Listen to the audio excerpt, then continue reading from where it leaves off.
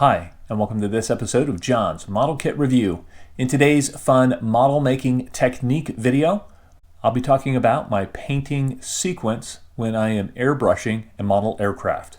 The model kit that I'll be using as a reference in this video is the Airfix Hawker Hurricane Mark I Tropical in 1/48 scale. When it comes to building model kits, I'm actually not a huge fan of the painting process, especially on the exterior of the kit. That doesn't mean that I'm not able to do it well. It just means that I want to go through these steps as quickly as possible. In this video, I'll go over my sequence for applying the color coats and clear coats to the aircraft that yield professional results with the least amount of work involved. Whether you're a more advanced modeler and you like to weather your models when you build them, or you're a newbie modeler and you build them in the clean configuration, these steps are going to be the same. In this video, I'll talk about when in the process I weather the aircraft and what weathering techniques I use at each stage of the process. The first step that I really like to do is to get the airframe completely built up. You can see here that the kit is completely built up, and I even went ahead and I attached the windscreen to this kit. To do that, I had to make sure that I painted the exterior color where it shows through the windshield. And you can see just behind the pilot seat, I've added the middle stone color, and I actually just brush painted that on.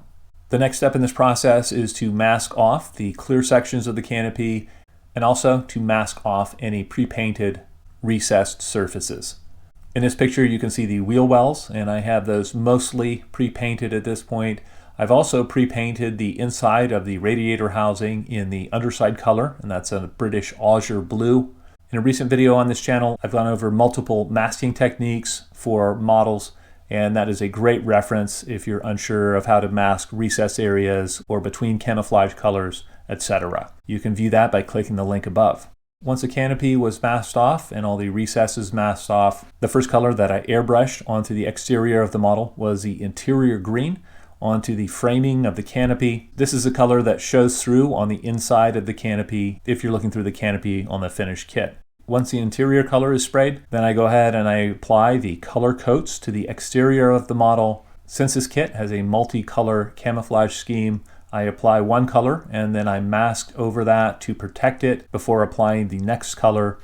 Once I painted the underside blue on this kit, I masked that off using rubber cement and kneadable eraser rolled into thin snakes. I then painted the middle stone color on the upper side of the kit, and I proceeded to mask that off using the same technique. Again, my masking video goes over how to apply the mask in more precise detail. Here you can see that all the color coats have been applied and the majority of the masking has been removed from the aircraft. If you don't plan on weathering the model, you can use a gloss clear coat to clear coat the model in preparation for decals. If you use pastels to weather your aircraft, now is a great time to apply the pastels. The flat color coats really accept the pastel weathering very nicely. Once you have completed the weathering process with the pastels, you can use a gloss clear coat to clear coat the model. This seals the pastels and it protects them as you go through the decaling process. It also provides a smooth finish for the decals to adhere to. After I apply the clear coat, I let that dry for 24 hours before going ahead and applying the decals to the kit. If you have a nice gloss coat on your kit, your decals are much less prone to silvering, and that's getting air underneath the decals, than they would be if you apply them to a painted surface with a flat finish. In this photo, the decals are drying. Once the decals are dry, you can seal the decals with a semi-gloss or flat finish clear coat. If you're weathering your aircraft, now is a great time to add panel line washes. They flow very freely over the gloss surface, and they're very easy to clean up with a wetted Q-tip. Once the panel line washes are dry and the decals have been weathered a little bit, it's time to apply a final flat or semi-gloss clear coat. This seals in the panel line wash, it seals in the decals, and the matte surface allows you to do any final pastel weathering. At this point, it's time to remove all of the masking and to attach the final bits.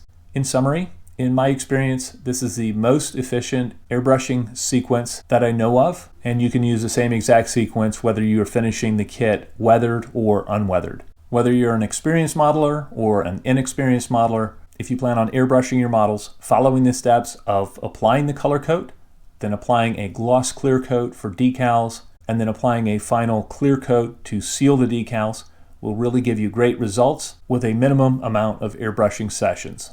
Well, I'd love to know what you guys think. If you guys have a different process than this or you like this process, please feel free to comment in the comment section below. As always, I hope you found this video entertaining and informative, and until next time, model on.